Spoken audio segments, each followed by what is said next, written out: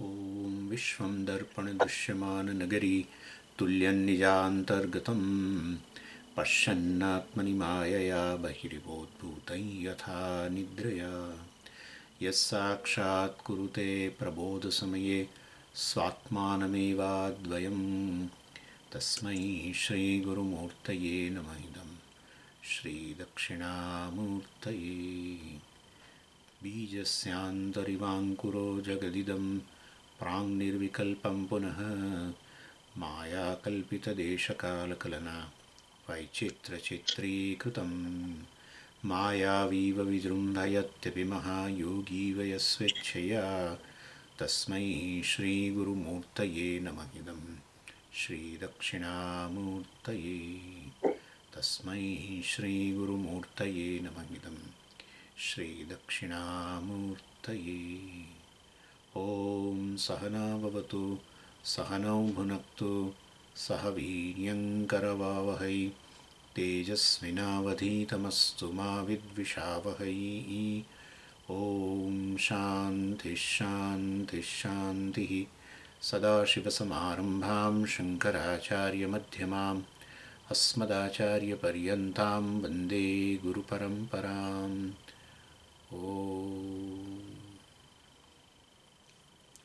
So, I gave you the introduction and we started with an introductory prayer, right? Bhashyakara's prayer, which in the introduction of the Bhashyam. But since still we are not moving away from the introduction, I would like to give an introduction, which of course I missed at that particular point, but which is the subject matter here in Mandukya. And so again I am taking the introductory part, a little modified introduction, and a certain points which I missed in the first introduction, I would like to add it also. We started with the introduction saying with a very, very popular statement that Mumukshunam Vimuktaye Mandukyam Eva Alam. So for those who are desirous of gaining moksha, Mandukya Upanishad itself is very adequate. This is said in a tradition. This is Sampradaya Vakyam.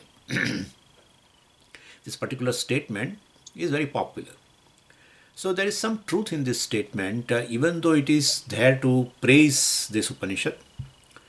It's because it's true, because the Upanishad and the Kārikas definitely is very complete. The Kārikā of the Gaudapada Acharya and Upanishad both together is complete. So Upanishad is always along with the Kārikā. So the very well-known Acharya, Madhvacharya, etc. Well, he took this first prakranam, Āgama prakranam of the Kārikā to be textually the part of Upanishad. He thought not that the Upanishad doesn't have a 12 mantras. No. He thought this Kārikā also is a Moola Grantha. You can understand the inseparability between the Upanishad and the Kārikā. And of course, being a Madhvacharya, he is a dualist. So he interpreted the whole Upanishad plus Kārikā, thinking that it is Upanishad. He interpreted it as in a dualistic way, etc. So, well, it's very difficult, of course, to the Kārikā, etc. It's very difficult to interpret the Kārikā from the standpoint of a duality, much less Upanishad. But somehow he managed it to interpret it as from the standpoint of duality. But anyway, what I want to say is this shows the importance of Kārikā. And what is Kārikā? That also I told you. A Kārikā is an independent exposition of the principal text and in a verse form. And well, before I go into that, I would like to request all of you that some people have few notes, I know, notes of some teacher, etc. And kindly don't look into that, because I'm not taking from that. And also because your attention will, while I'm talking to you, looking at you, and you are looking in some notes and finding from where Swamiji is speaking. Really, it is something different, because so far as Mandukya etc. is concerned, I have a lot of material. And therefore, please don't look into that. I know, where are you looking also, I know everything I know.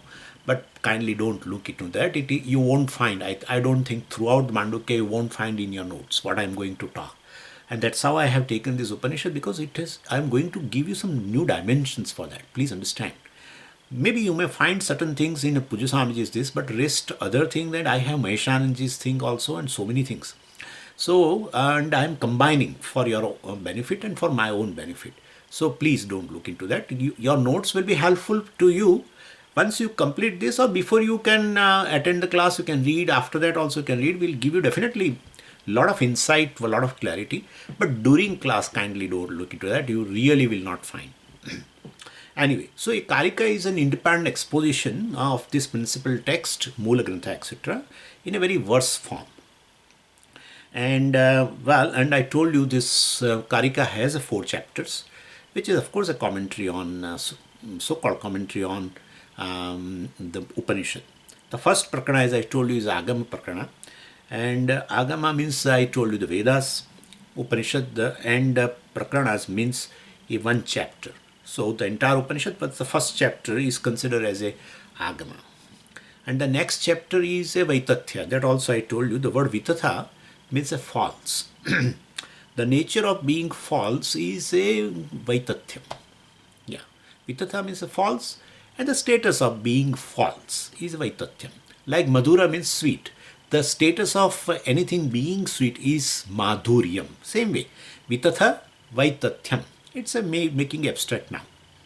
So just as a dream is understood as false, not real, mithya, as a subjective projection of all of us, while the objective reality, this Vyavharika Satta also is false from the standpoint of a Paramathika Satta. That is the subject matter of this Vaitathya Prakaranam. And that Prakaranam establishes that the reality of the waking state that we take to be so real is as good as dream. As good as. Is not dream.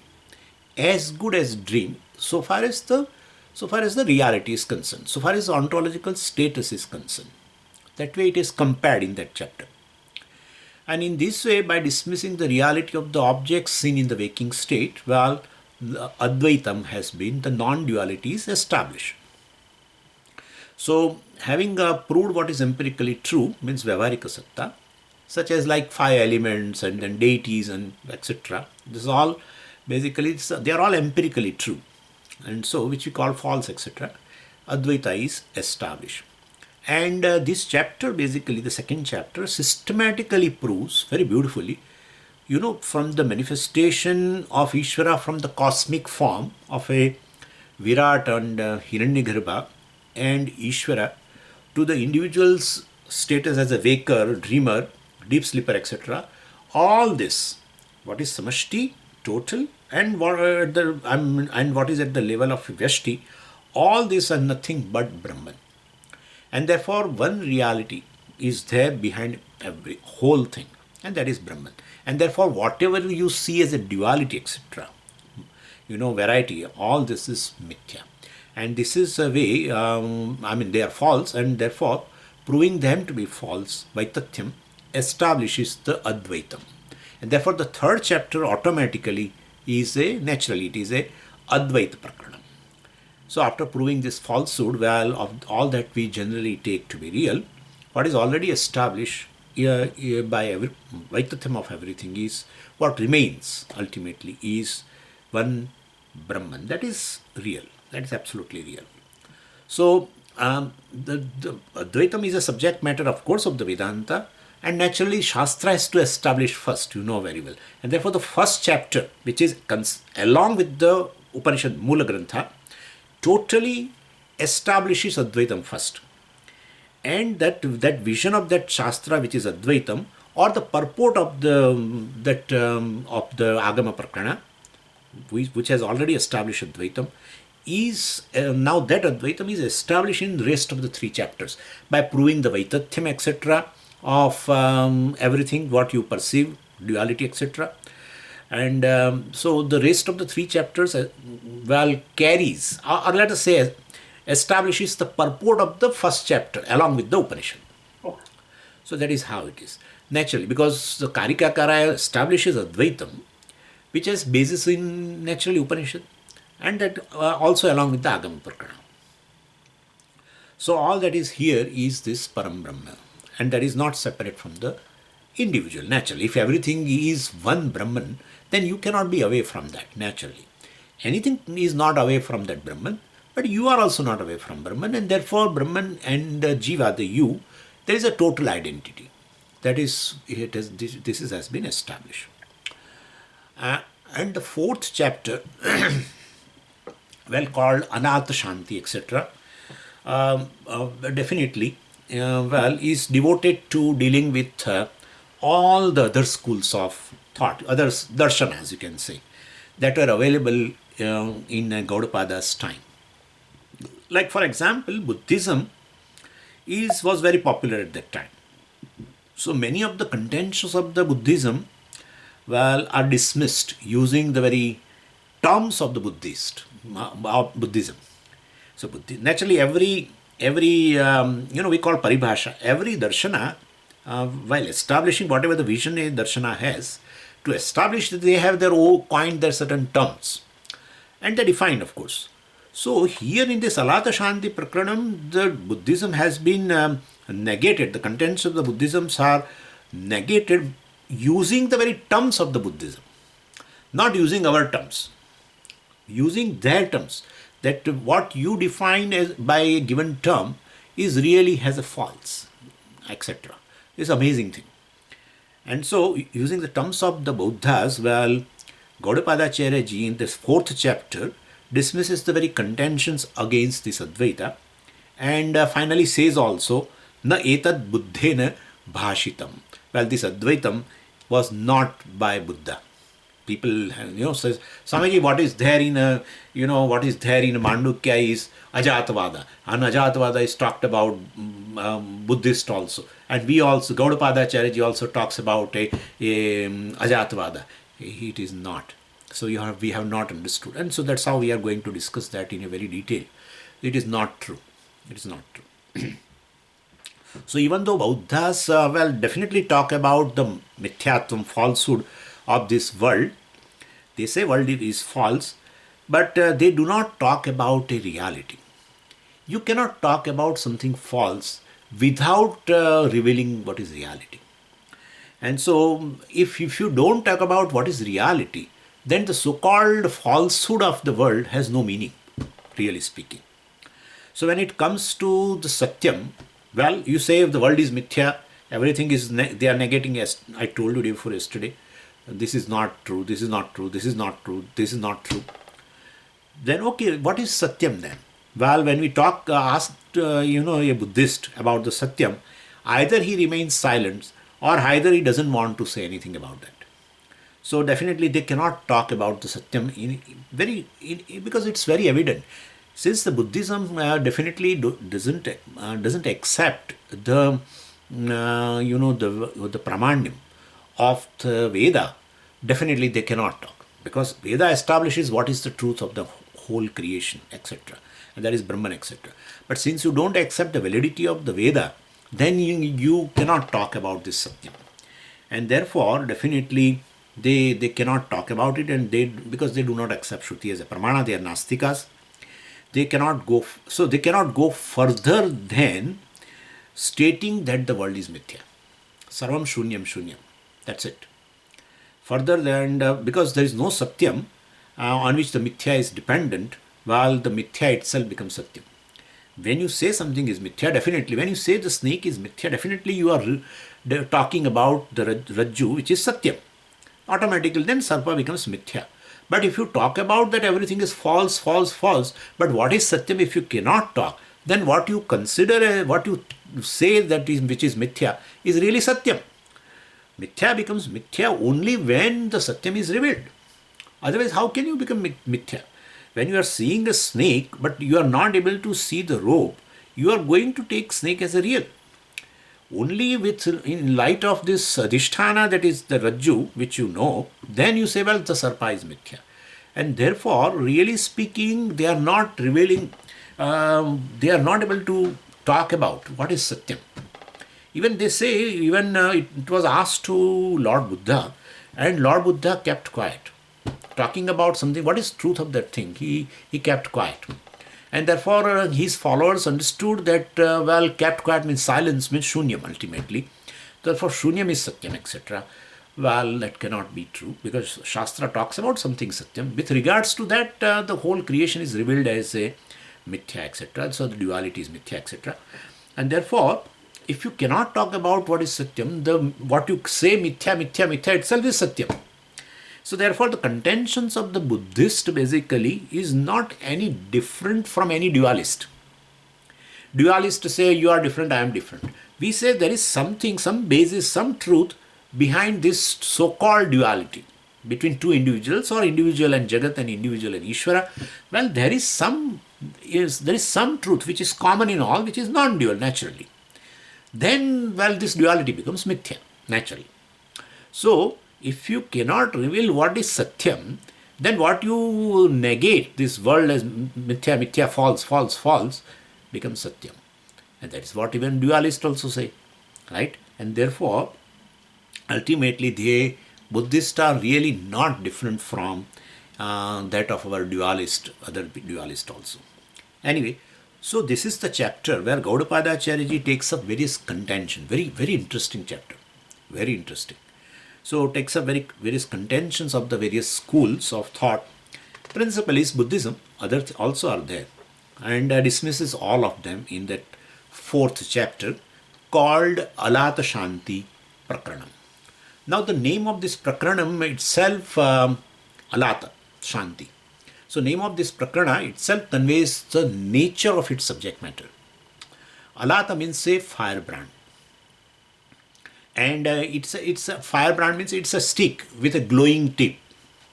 So when you move it around, it forms a certain bright patterns. The tip is basically just a bright spot, right? Tip is just a bright spot, but the patterns which are produced by that glowing tip are due to spinning of the hand naturally. And so you form a 8, etc. We used to do in those days in Diwali. We used to have one sugarcane stick, and on top of it, on the one end of it, there is we put some oil and put I think a cotton cloth, etc. And it is totally soaked in a oil. And then it burns. You light up, and then with that, in a Diwali night we used to move around, and especially in darkness you see the 8 and these and all kinds of patterns.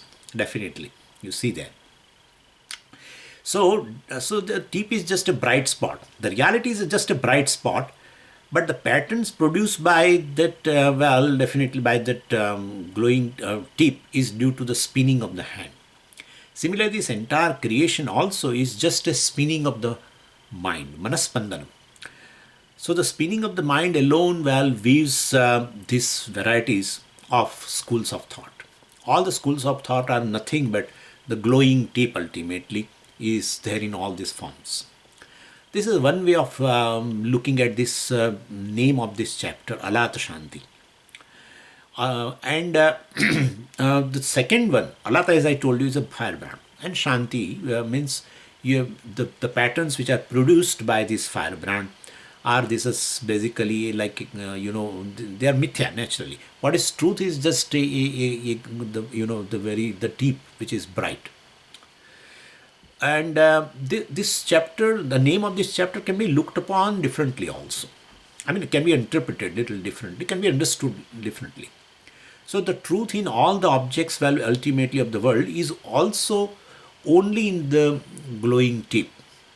That is the Chaitanya Vastu. That's a reality. Like a glowing tip is a reality, Chaitanyam is a reality. And that self-evident, Chaitanyam, consciousness, which is a reality, that alone is in the form of these varieties of the objects. So this varieties of the objects you see in the creation, they all names and forms, ultimately is due to the spinning. That vastu, that which is one, appears as many and varied. So Vastu is just one, like a glowing tip is one non-dual Vastu. Well, but it appears as this variegated creation. That way also it is understood, and therefore Alāta Śānti is necessary. So the spinning of the head has to stop. Means basically what is one, you see due to dosha, you see it, ajnanam etc. and adhyas etc. You see it as a many. So that shanti has to be stopped. The spinning of the head. I mean, one vastu is projected as many etc. which is the spinning of the head is to be stopped. Shantihi. It has to be stopped. It has to be quietened. So Alāta Śānti is ultimately remedy for all the troubles and answer for those various schools of thought. All various schools of thoughts are various projections based on what? On one vastu, one firebrand, one glowing tip, and that is Brahman. So he gives this Alāta Śānti Prakranam, which is the final chapter, the fourth chapter. And there is another reason, all these things I could not discuss, in the first introduction.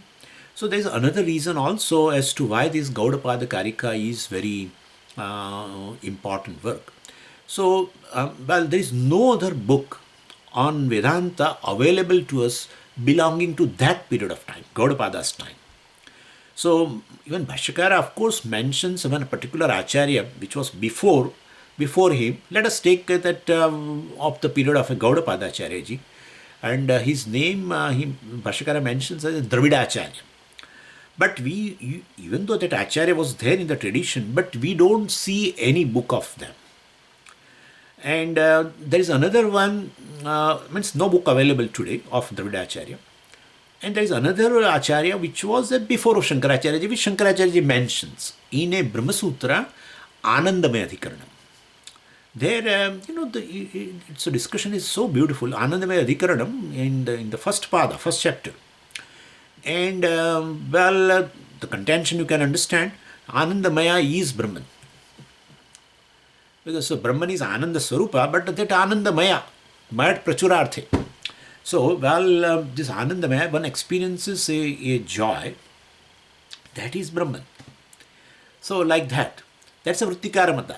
Anandamaya is a Brahman, is a Vrittikaramata. And if you see Bhashyam, you find that Bhashyakara agrees. After every sutra, you feel that Bhashyakara is in the line of that Vrittikara. Vrittikara, basically, Vritti, basically is a commentary, small commentary, based on the principle, no Purvaksha, etc. Based on our principle, Vrittikara gives a short commentary of every sutra. So, like that. But anyway, so you feel that he goes along with the Vrittikara. And finally, in the final sutra of that Anandamaya Adhikaranam, he dismissed the whole thing. That Anandamaya is not Brahman, because ultimately Mayat indicates a Priyamoda, Pramoda, Vikara, etc., changing, and Brahman is Nirvikara, etc., and therefore Anandamaya is, the essence of Anandamaya is Brahman, but Anandamaya is not Brahman as such, etc., like that. Anyway, so Bhashyakara dismisses the vision of the Vrittikara in his commentary, in a Sutra Bhashyam. But again, that Vrittikara's book also, naturally, it was, when Bhashyakara comments upon that and negates, means it is available, it was, Vrittikara's Matam was available before Bhashyakara. So, thinking that, what is pre-Śaṅkara's work? Even Dravidacharya's work is not available, Vrittikara's work also is not available, other than what is mentioned in the Bhashyam, not available as an independent work. Therefore, in a pre-Śaṅkara's work, this Gaudapada Kārikā, basically alone is available to us of that period. And therefore, in the tradition, Gaudapada Kārikā is considered to be very, very important. And therefore, Mandukya we are studying, means we are not studying Mandukya just 12 mantras, we are studying definitely along with the Kārikas. It has a very, very big importance. Now, the most important part of why I initiated another introduction is I am going to discuss now. See, what happens is when creation of the world, Sṛiṣṭi, is talked about in the Shastra, as a prakriya, naturally. It's a prakriya, as a method. to reveal ultimately Vastu. When you start discussing the world, what is the world, how the world has come about, etc., what is the cause of it, then definitely the cause pervades the effect. And naturally what you see right now is one thing alone, and what you see as a many is mithya, etc. So one non-dual Brahman still is there, etc. So that is how creation is being introduced like that. As a upaya, basically, prakriya, it has been introduced to reveal that Vastu. So the presentation is done of that this particular prakriya, Sṛiṣṭi prakriya. The presentation of the Sṛiṣṭi prakriya is done in two ways. And so there are two discourses in a Vedanta regarding the Sṛiṣṭi prakriya. With regard to creation, there are two prakriyas, two vadas you can say. The Sṛiṣṭi prakriya, both are accepted in Vedanta. The Sṛiṣṭi prakriya basically is self in this presented in a twofold way. One is called Sṛiṣṭi-Dṛiṣṭi-vāda and other is called Dṛiṣṭi-Sṛiṣṭi-vāda. You have heard that name, I am sure. Now, when we talk about the Sṛiṣṭi, well, definitely the whole teaching is meant for the individual ultimately. Why Sṛiṣṭi? Why you are talking about this Sṛiṣṭi? Well, there is one, the jiva, who is experiencing the world. So for his benefit, well, the whole creation has been when we talk about the Sṛiṣṭi, the teaching is ultimately meant for an individual, the jiva, who is a knower, who is looking at the jagat, who is experiencing jagat, who we call it as a pramata also. So it's that individual's vision, it's an individual's conclusion, drashti, of the created world, Sṛiṣṭi, right? It's the individual's vision, drashti, ultimately of the created world, Sṛiṣṭi, Dṛiṣṭi-Sṛiṣṭi. So now I am going to talk first about Sṛiṣṭi-Dṛiṣṭi-vāda. That let me talk first. Then Dṛiṣṭi-Sṛiṣṭi-vāda. Dṛiṣṭi-Sṛiṣṭi-vāda is generally considered as a little mature vision, Praudavada. We'll discuss that little later. First, Sṛiṣṭi-Dṛiṣṭi-vāda. How it is more pragmatic and all that, we'll see a little bit. And ultimately leads into Dṛiṣṭi-Sṛiṣṭi-vāda only.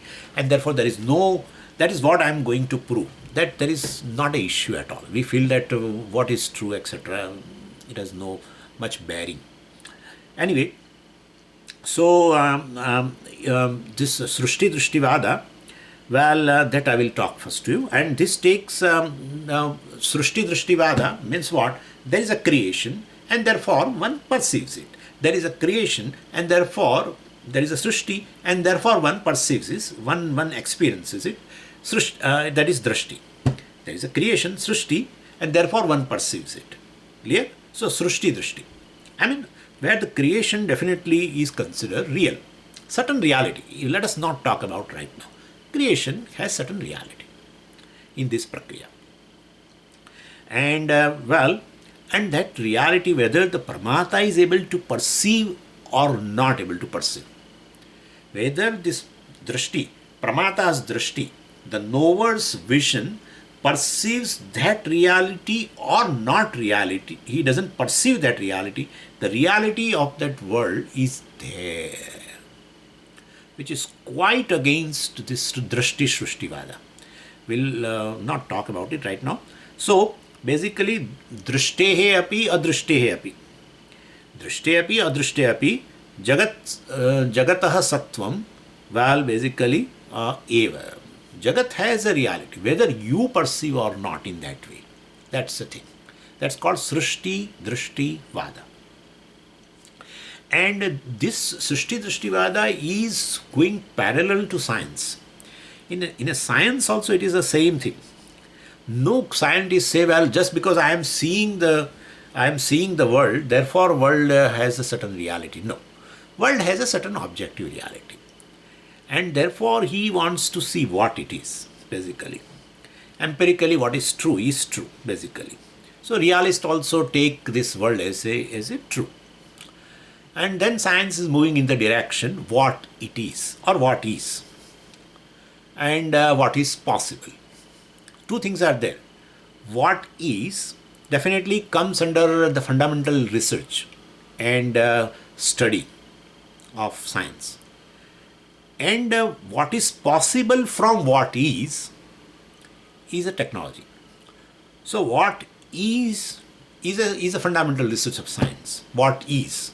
Means when you say what is this Jagat, means you have taken the world has certain reality. So what is a subject matter of a science in a fundamental research. And what is possible from what is a technology. So definitely, so the vision, the Dṛiṣṭi of the created world, Sṛiṣṭi, itself is possible because, well, there is a created body, created mind, created sense organs, then only Dṛiṣṭi is possible. Therefore, definitely, well, this world, including the body, mind, senses, etc., enjoys a certain reality. Then only the Dṛiṣṭi is possible. The Sṛiṣṭi enjoys certain reality, then alone Dṛiṣṭi is possible. That's the basis for Sṛiṣṭi-Dṛiṣṭi-vāda. So therefore, its empiricality cannot be dismissed. The very Dṛiṣṭi is possible because of the sense organs, Dṛiṣṭi is possible because of the mind, Dṛiṣṭi is possible because the body is, and therefore we cannot dismiss their reality of body, mind, senses and the world. So this is a one way of looking at this creation. Sṛiṣṭi has been discussed in many Upanishads, but there is a one way of looking at this creation in this manner. And Shastra also has this approach when it talks about the creation or creation of the five elements. The world, the deities, the various laws, punyam, papam, the action, the karma, the means, and the sadhyam, etc. All this, the whole creation basically has come out from this Brahman. That's how Shastra presents. Tasmadva etasmad atmanaha akasha sambhutah. There it is not said that just because the perceiver is there, therefore Akasha is. No. Shastra independently talks of the creation, elements and everything from Brahman. Means Shastra is giving a certain reality to this creation.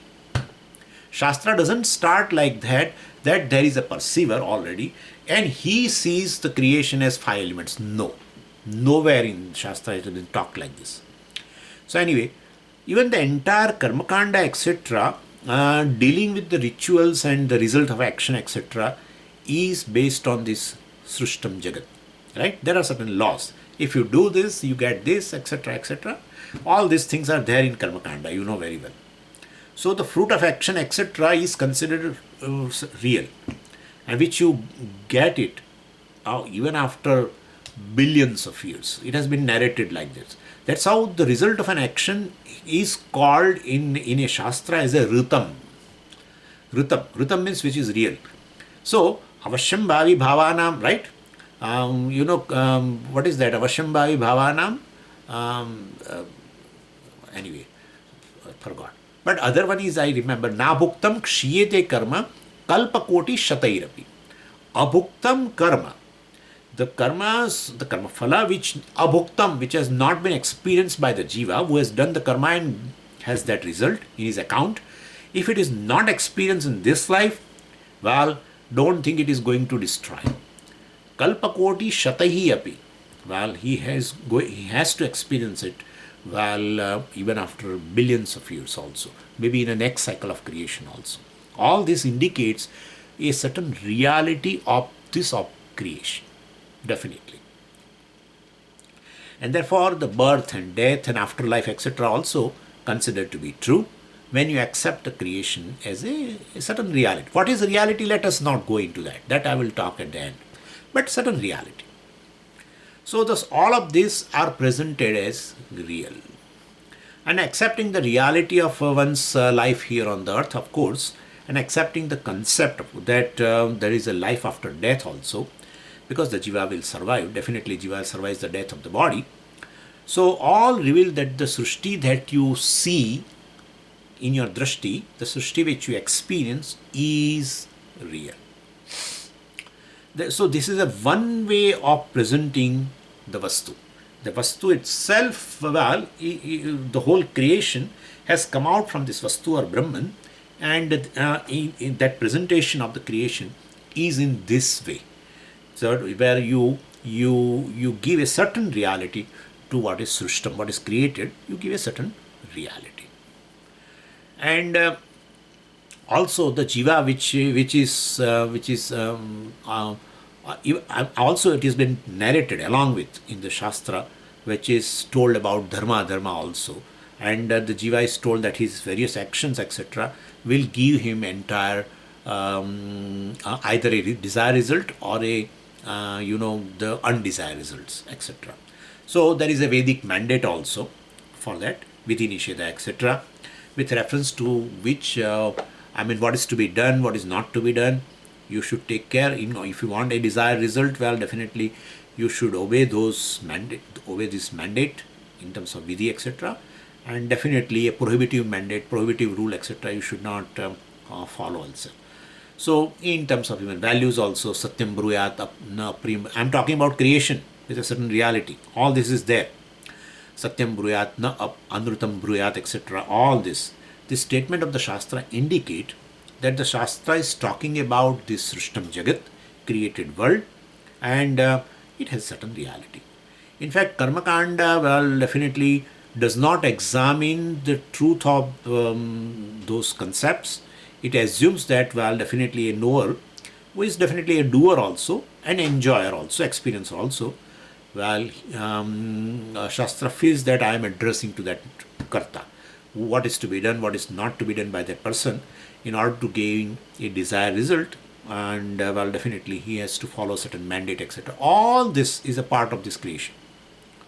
So sense of doership etc. one has, well, in oneself is also accepted by the Shastra. Then only you can say you do this and you don't do this, you follow this, you don't follow that. Entire karmakāṇḍa, in fact. Well, then definitely Shastra sees that the knower, that one who has a drishti, that knower who is a karta also, Shastra takes that kartrutvam in the oneself, that person is real. What is the reality? We are not going, but we are taking it real. It talks about mandate, etc. And also then considering what one can accomplish in one's life in this world, well, various means and ends, etc., sadhana and sadhyam, etc. So the whole thing is discussed, right? And this forms the bulk of the Shastra. You know very well. In a Veda, so out of 10,000 pages of a Rigveda, maybe more than 9,000 or 9,990 pages maybe of all these things, right? So and also even freedom from well, definitely a life of becoming, etc., moksha as a principal goal of human life, etc., well, is possible only because of the acceptance of a certain empirical reality. So Shastra says also, well, moksha has to be chosen as a purushartha in your life. What I'm discussing under the heading of Sṛiṣṭi-Dṛiṣṭi-vāda, okay? So that is why Shastra says, well, may you inquire into knowing, or may you inquire into the nature of Brahman. May you know Brahman. Tad vijñāsasva, tad brahmeti, etc. You know very well. Tad vijñāsasva. May you have a desire to know Brahman in order to gain moksha, etc. And so, as a purushartha, well, definitely it has to be sought with a certain purushartha viveka, etc. And that kind of a resolution, of course, in one's mind, that what one really wants is moksha alone and nothing else. No other goals are there. What really one wants behind every goal, other goals, is one moksha alone, nothing else. That kind of a resolution is not that easy. We call it as a nishchayatmika buddhi, or even Bhagavan calls it as a vyavasayatmika buddhi. Vyavasayatmika buddhi eka, Bhagavan said. So definitely that kind of vyavasaya means that kind of a nishchaya happens, purushartha nishchaya, etc. is not that easy. Itself is a very great achievement. And so there is only one purushartha in a human life, really speaking, and that is moksha. All other purusharthas ultimately subserve that purushartha. So Bhagavan said very beautifully, I just remind you, he said that vyavasayatmika buddhihi eka. So if the Well, definitely moksha. Moksha means which is infinite. So if the infinite is what you want to be accomplished, then there is only one thing to be accomplished in life. If you choose a goal which is infinite, moksha, well, that you want to accomplish, then there is only one thing you have to accomplish, or there is only one thing to be accomplished. If the infinite is missed, moksha is missed as a purushartha, then you have a infinite ends to be accomplished. Bahushakha yanantaha buddhayaha avyavasayina. Bhagavan said very beautifully. So desires are many, purusharthas are many. Really speaking, well, if you miss what is infinite, then you have infinite goals in your as a human being. That's what we are seeing. So you and me have a one goal, moksha. We don't have other goals. And if other goals are there, they are all subserving the main goal. Whereas the people who are not exposed to this, you can ask them. They will give you the whole list what they want to achieve in one's life. And all this is a part of this Srishtam Jagat. And this has been talked in the Veda also, right? Bhagavan talks about it. So anyway, so until there is a desire to know Brahman, everything seems very valid. And once there is a desire to know, of course, then the validity of other Purushartha becomes questionable. So, but because Brahman is not yet known, well, the bondage and moksha, from that bondage, etc., becomes valid. Brahman is not known. One takes oneself to be a jiva, bound. Then, so whatever the reality of that bondage is, that's a reality of the freedom from the bondage also has. So moksha also has that reality. So that desire to know Brahman is also valid, naturally. So they lose their validity only when Brahman is known, not different from the self, Ātma. So definitely, so that statement also regarding this Mandukya, etc., well, mumukshunam vimuktaye mandukyam eva alam, that is also valid. So in the Shastra there is a Sṛiṣṭi-Dṛiṣṭi-vāda rampant, starting from the first page of the Veda to the end, etc. So Sṛiṣṭi-Dṛiṣṭi-vāda, which talks about even cause-effect and talks about a discriminative analysis, into to gain knowledge, discriminative analysis into 5 sheaths, right, Panchakosha, or inquiry into the 3 states of experience, etc., waking, etc. So very fact that they are discussed, the very fact that they are available for analysis, shows that they enjoy a certain reality. It is a part of the world, right, Sṛiṣṭi. And accepting a certain reality, for this creation, Sṛiṣṭi, Shastra talks about that creation. That is a Sṛiṣṭi-Dṛiṣṭi-vāda. The other Vada for this same creation is Dṛiṣṭi-Sṛiṣṭi-vāda. And that is, a thing is because you see it. So, Dṛiṣṭihi eva Sṛiṣṭihi. Like that it is. So, in order to establish the reality of the world, you are using Dṛiṣṭi. There is no other reality, there is nothing more real in this creation other than one's own Dṛiṣṭi. That's it. In the first Sṛiṣṭi eva Dṛiṣṭihi, there is certain objective reality, there is certain reality of the world, and then you pursue this moksha, etc., that we have discussed. Here, a given thing is the world is just because you perceive it.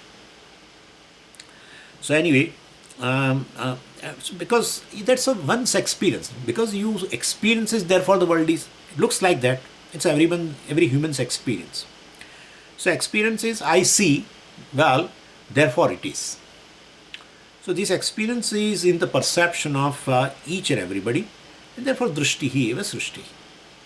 There are people who say that the entire creation basically is nothing but the subjective projections of our minds, and it has no objective reality other than one's own projection under this Dṛiṣṭi-Sṛiṣṭi-vāda.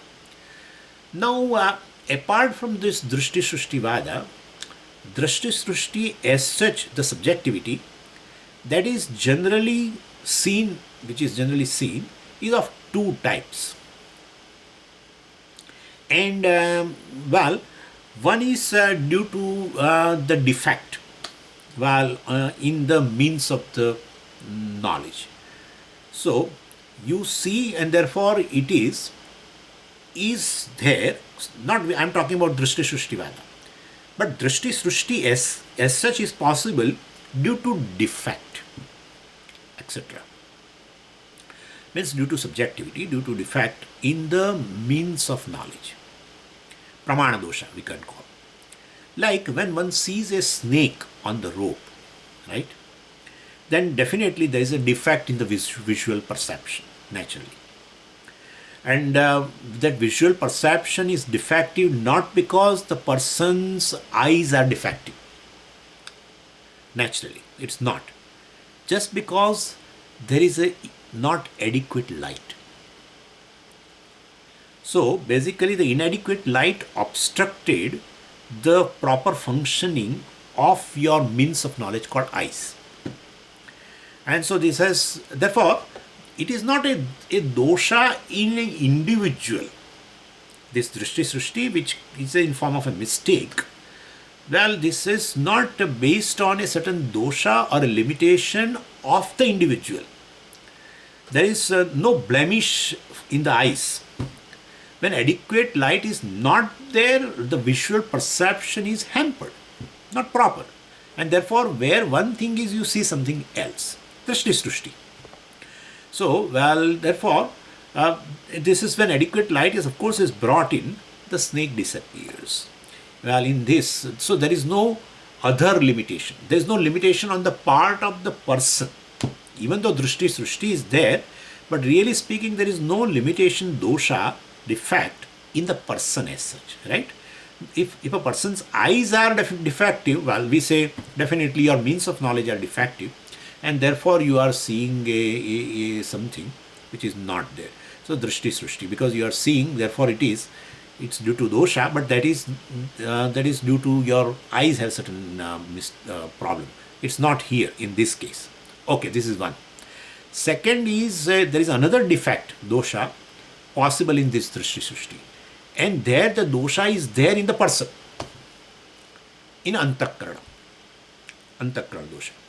So the Sṛiṣṭi is due to a defect in the mind, some conclusion. And because of that certain defect in the mind, a certain conclusion, wrong conclusion, you see it outside. Dṛiṣṭi-Sṛiṣṭi. Like, take the example of a sunrise, right? And there is sunrise only because you see it. You know very well. So if you say, I see the sun in the eastern sky and travel across and set in the west, etc. Well, there is definitely a Dṛiṣṭi and a Sṛiṣṭi. What is a Sṛiṣṭi? Sunrise, movement of the sun, all Sṛiṣṭi. But that is in your Dṛiṣṭi only, naturally. So you see the movement of the sun, rising of the sun in the east and going in the west, etc. Just because you see it, therefore it is. Really speaking, there is no movement at all in the sun. So your conclusion is a Sṛiṣṭi. Your conclusion that of a sunrise and its travel from east to west, that is Sṛiṣṭi. And that is in the form of your conclusion, right? That there is really sunrise in the eastern sky and it is moving and setting in the west. So your conclusion in your head is a Sṛiṣṭi. Anyway, so this conclusion leads to definitely the philosophy that because you see a thing, it is real. Because I see a sunrise and there you take it also as a real. So here the defect is where? Defect is in the antakarana, in the thinking. So one thinks that something as a real because one sees it. Dṛiṣṭi-Sṛiṣṭi. One sees it, therefore one takes it as a real. But that Dṛiṣṭi-Sṛiṣṭi is really due to defect in a antakarana. One Dṛiṣṭi-Sṛiṣṭi where you see a snake where it is really not, but I see a snake and therefore the snake is there. Well, there is no defect in me. It's because of not adequate light. My eyes are okay, my mind is also okay, everything is fine. But just because the adequate light is not there, and therefore I see something. Just because, therefore I see something and I take it as a real, called snake, etc. That's the one thing. The other example is this. Well, definitely where there is a defect. So one thinks it is that it is real, so sunrise, etc. is real because I see it. So there may be, there may be nothing wrong in the perception, but the conclusion is wrong. The perception of rising sun, etc. is not wrong, but the conclusion, just because I see, I perceive the sunrise, therefore there is really a sunrise, and there is really the sun is moving from east to west, etc. Well, all you know very well, actually the earth moves from in other direction. That's how you feel the sun is moving, etc. We know everything from science. So, this is the perception. There may be nothing wrong with the perception, but the conclusion is wrong. Or else, maybe your mind has a certain prejudices, likes and dislikes, etc., and that vitiate your perception.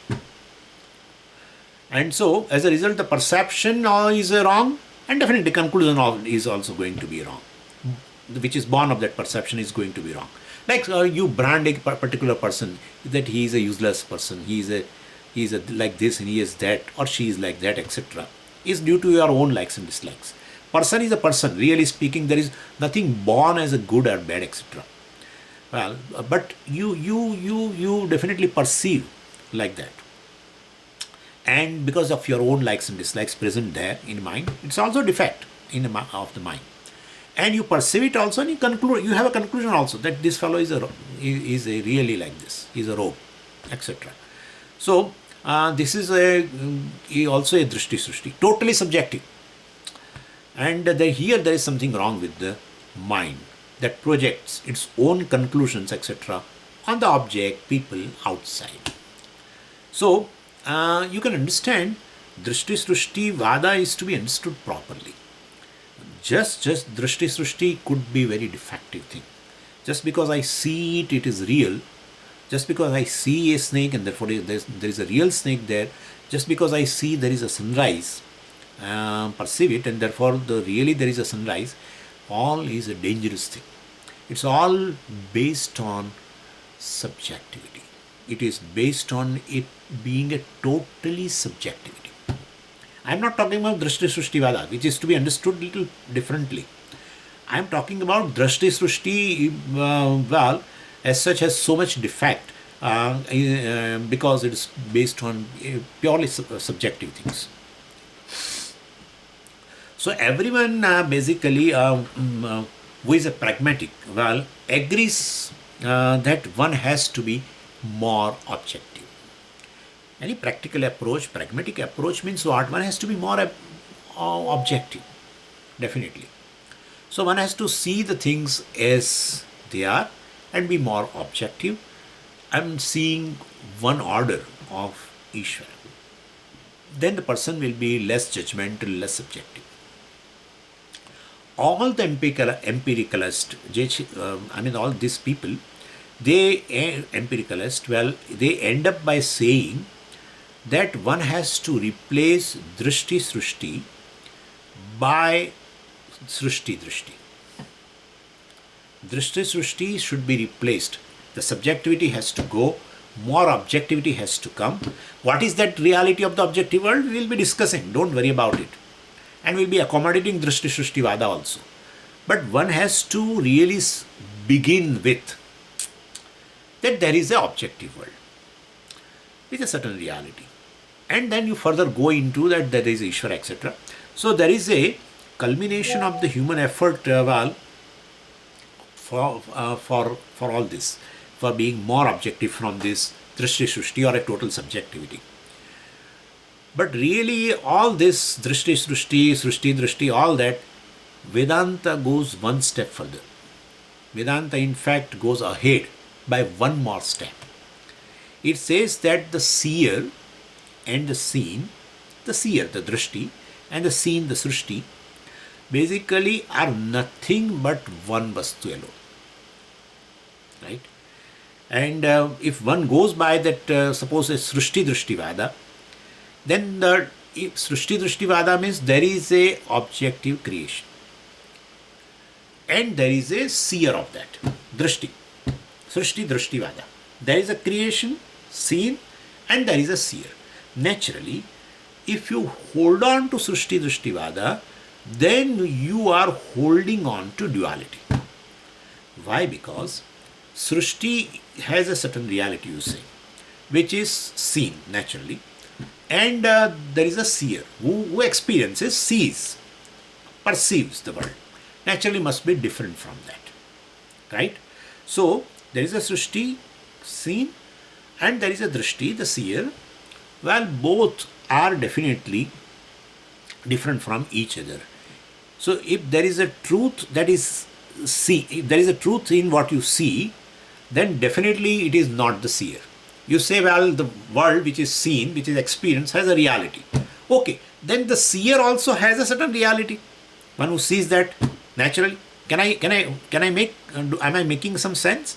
When you say, well, there is the creation which is seen, Sṛiṣṭi, is real. Okay, fine. Then the seer must be different from them. Seer and seen, if they are one, the very seeing cannot take place. The knowledge indicates anytime any knowledge, perception, etc. happens, there must be a perceiver distinct from the object of perception. Like, I tell you, suppose a giving action, the action of a giving has to happen. The action of giving can only be possible when there is a giver and there is a receiver. If both are givers, the giving action cannot happen. If giver and the receiver are one alone, suppose, identical, then the giving action is not possible. If both are receivers, giving action is not possible. Both are givers, giving action is not possible. The giver has to be different from the receiver. Right? Same way here, you say that I am experiencing the world, definitely the perception is happening. Then one thing is certain, that the very perceiver, the seer, the drishti, and the seen, the srishti, are different. Then only perception can happen. So if there is a truth that is seen, then definitely it is not the seer, and vice versa also. It cannot be both the seer and the seen, naturally. Right? It cannot be both. The seer can be seen also and seen can be seer. No, it's not true. So if the truth that one vastu, one Brahman, one consciousness is both seer and seen, well, then it is neither really speaking seer nor seen. Could you understand it? Could you understand what I am saying? What I am saying is not totally unknown to you. But I am just talking with respect to these both prakriyas. So definitely, the truth, is that the vastu is both the seer and seen. Then definitely the seer and seen cannot have they are not independent of the vastu, and at the same time they are not real. And therefore the vastu, basically the Brahman, is this transcendental reality. Well, if the vastu, transcendental means which is more real compared to the seer and seen, basically. So if the vastu is neither the seer nor the seen, Swami, why you are discussing? I am coming to Mandukya. Just wait for 2-3 minutes. So if the vastu is neither the seer nor the seen, well, both the seer and seen are not independent of that vastu or the consciousness. And then you have a clear vision that drishtihi eva srishtihi, entire srishti which is in the form of a seer and seen, etc., is definitely one vastu alone, and therefore seer, seen both are mithya. The entire srishti which consists of seer and seen is mithya, and the consciousness, the drishti alone, is satyam. Could you follow? Thereby you can say Dṛiṣṭi-Sṛiṣṭi-vāda is okay. Am I making a sense? Yeah. When you say Sṛiṣṭi-Dṛiṣṭi-vāda, well, definitely, where you take the Sṛiṣṭi, what is seen, is has a certain reality, then that seen thing has a certain reality, then the seer also has a certain reality. In that case, definitely seer and seen must be different. But well, when you see that seer and seen both definitely emerge, so-called, or they are nothing but one vastu, consciousness alone, in that case the seer and seen both are mithya, which is part of this creation. Both are mithya. The very drishti, the very drak, the Atma alone is satyam. In that case, drishti eva sṛiṣṭihi is correct. So just because I see it, well, it is real. Otherwise, it has no reality. That's true. World has no reality. That's true. But the standpoint is different. Standpoint is very different. Therefore, drishti eva sṛiṣṭihi. So there is nothing real to discuss here. But this is a mature vision, basically. We call it as a Praudavada. So the empiricality of this seer seen itself is mithya. I mean, it is dismissed here. So unless the empiricality of this seer and seen is accepted, there is no empirical reality. If you don't accept the seer and seen as empirically real, well, there is no empirically reality of them. Definitely, if the seer and seen are nothing but one vastu that transcend the seer and seen, then the world of seer and seen is same like Dṛiṣṭi-Sṛiṣṭi-vāda. Dṛiṣṭi-Sṛiṣṭi-vāda says Sṛiṣṭi doesn't have an independent existence other than Dṛiṣṭi. That's true, very true. But what is that Dṛiṣṭi? The consciousness. When you say the consciousness is a reality, well, and seer seen, which is part of this Sṛiṣṭi, is not real. That's true, very, very true. They don't enjoy independent reality other than the vastu. In that case, vastu alone is the reality, and these seer seen are really not there. Vastu alone pervades everything. So then definitely, this Dṛiṣṭi-Sṛiṣṭi-vāda, we can accept it. The more one becomes more objective, the more one sees the Sṛiṣṭi Jagat, initially Sṛiṣṭi-Dṛiṣṭi-vāda, the more one is objective, more one is aware of the Ishvara, more one is aware of the order, and then ultimately more of our understanding of mithya thing, and well, in that case, ultimately you will end up in this Dṛiṣṭi-Sṛiṣṭi-vāda, because you understand everything as a mithya, which has a basis in the whole creation. The Sṛiṣṭi is mithya, which has a basis in the Dṛiṣṭi, the consciousness, ultimately. That way it is very much true. Other than that, Dṛiṣṭi-Sṛiṣṭi-vāda, if one understands, just because I am Swami perceiving this world, and therefore the world is real, that much reality, because I perceive it, well, one is landing somewhere where one should not land. As I told you, because one's subjectivity is not yet gone. In that case, definitely one sees certain things which are objectively different from what one is, what the thing is, and therefore Dṛiṣṭi-Sṛiṣṭi-vāda is to be understood properly. The seer seeing both the things is part of the Sṛiṣṭi, and that is definitely has a basis, adhisthana, the truth in one consciousness, and therefore really speaking, both are not having any reality. Because if seer and seen are enjoying reality, then they must be different. Then they will not have a common basis. If they have a common basis, seer and seen cannot be real. And therefore, please understand me. So, if consciousness is reality, automatically the seer seen loses the reality.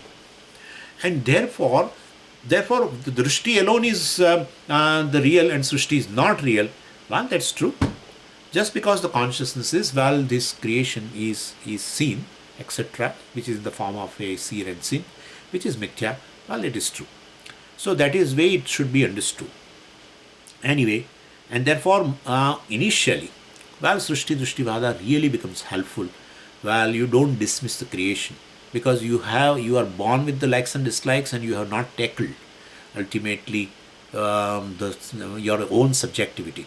So, well, there is objective creation, which is Ishvara, etc. Deal with the Ishvara, the Sṛiṣṭi in the form of Ishvara, etc., in form of orders, and then you will understand, you will have an understanding of what is mithya, etc. The Sṛiṣṭi is mithya. That's how Sṛiṣṭi-Dṛiṣṭi-vāda has been introduced. ultimately that the entire creation is mithya and the cause is real. Ultimately, the Brahman is real. And and as an example of a Dṛiṣṭi-Sṛiṣṭi, within scope of our experience, the dream, etc., where Dṛiṣṭihi eva Sṛiṣṭihi, is been narrated. And we use it as an example to show the unreality of the objective creation also.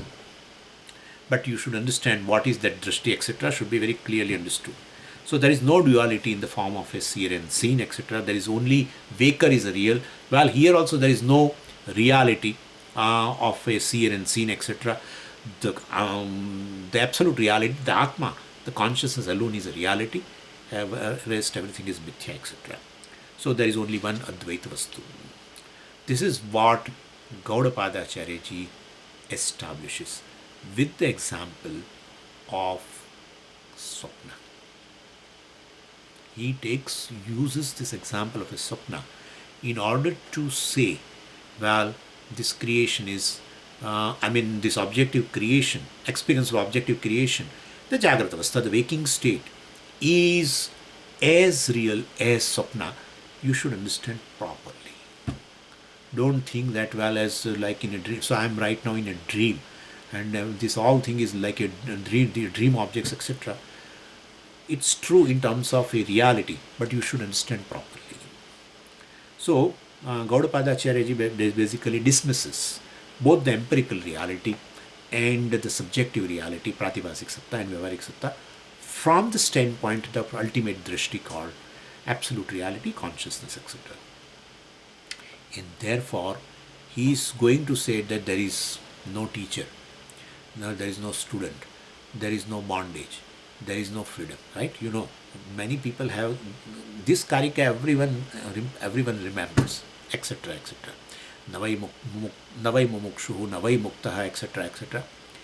All these are, teacher is not there, shishya is not there, śāstra is not there, bandhanam is not there, moksha is not there. So they are all from the point of view of a vyavahara alone, and only for the sake of teaching.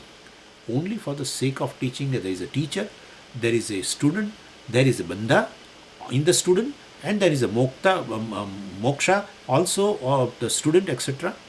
So, from the Vyavahara standpoint, if otherwise, if it is not dismissed, suppose by Gaudapada Acharya, one takes bandha and moksha as real. So, if bandha is real, there cannot be moksha. Naturally, what is real cannot be negated. Therefore, if bandha is real, then the moksha is not possible. And if you say bandhanam is there, it has gone, now moksha is born. If moksha is born, then it can go away. What is born can go also, and therefore born gone. So if moksha is born, by pushing aside bandha, so then in that case, moksha also can go away because it is born. So and you say no, moksha is not born at all. Then if something is not born, then how will you prove the existence of it? Therefore, there is no existence of moksha also. Therefore, we have to accept that there is a bandha in a vyavahara. There is a bandha due to ignorance. So, due to ignorance, if there is a bandha has lost the absolute reality. And therefore, that's how he negates that there is really no bandha, etc. And therefore, ajnana nivritti, etc. If bandha is there due to ajnana nivritti alone is called moksha. And this is how the Shastra is presented by Gaudapada Acharya in these 4 chapters. Okay, so therefore, this Ajatavada, etc. All this is not true. We'll see that anyway. So this is my introduction. Now we'll go to the prayer verse in the next class. Om Purnamadav Purnamidam Purnat Purnamudachyate Purnasya Purnamadaya Purnamevavashishyate. Om Shanti Shanti Shanti. Harihi Om Shri Gurubhyo Namaha. Harihi Om.